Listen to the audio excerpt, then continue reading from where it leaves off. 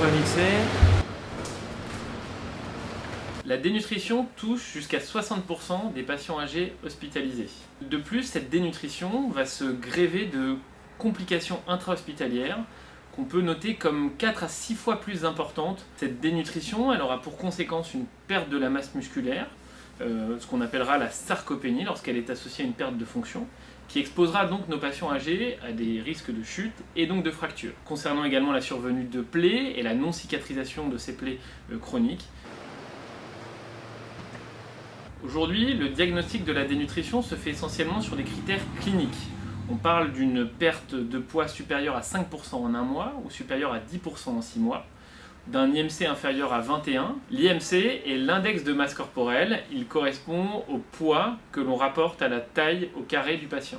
L'infirmière doit réaliser sur prescription médicale un bilan sanguin. Cependant, une hypoalbuminémie, donc une albumine inférieure à 35, serait plutôt un marqueur de gravité de cette dénutrition, puisqu'elle est souvent associée au syndrome inflammatoire du patient. Nous avons besoin d'éléments comme les données anthropométriques et le bilan biologique qui sont faits à l'entrée du patient.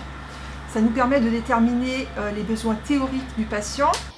Au vu des résultats, le médecin va mettre en place des prescriptions médicales, donc un régime hypercalorique, hyperprotidique.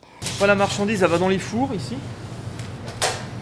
On recueille les goûts et les habitudes alimentaires du patient grâce à la fiche alimentaire qui ensuite est envoyée en cuisine.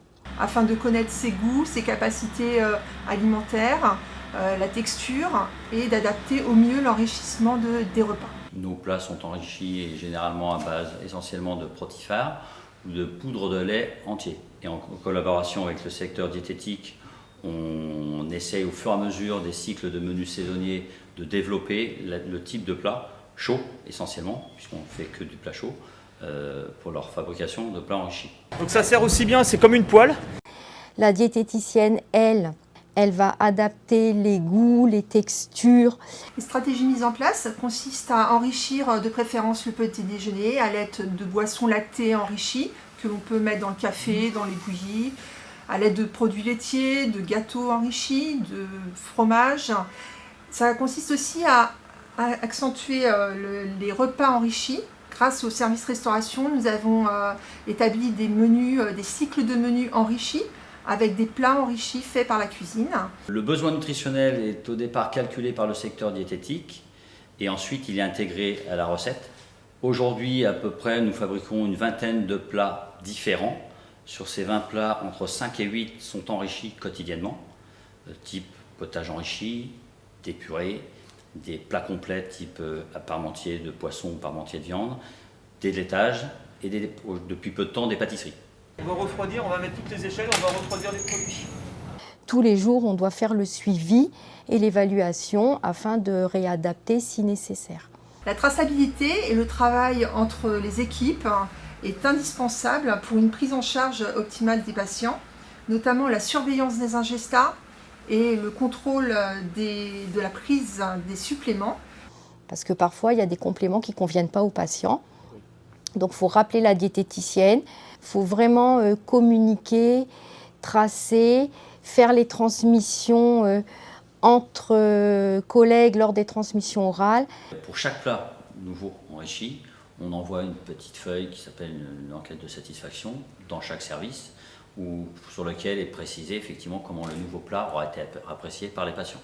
Sur sa qualité, le goût, la forme, la portion, le poids, enfin tous ces éléments-là qui sera apprécié et qu'on pourra le laisser dans le plan des menus.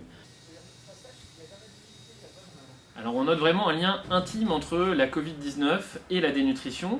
Nous avons remarqué une modification des préférences alimentaires pour les patients Covid notamment, avec une altération du goût et de l'odorat dans certains cas, une préférence pour les aliments sucrés, les potages, les jus de fruits.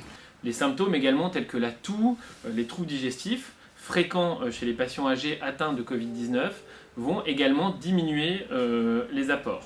Il sera donc fondamental de dépister et diagnostiquer la dénutrition chez ces patients atteints de la Covid-19. Savoir que sur l'hôpital, on a la chance d'avoir une cuisine qui fait quand même beaucoup de choses. Les volumes sont relativement importants. Un hachis parmentier aujourd'hui, il sera envoyé pour à peu près 500-550 patients.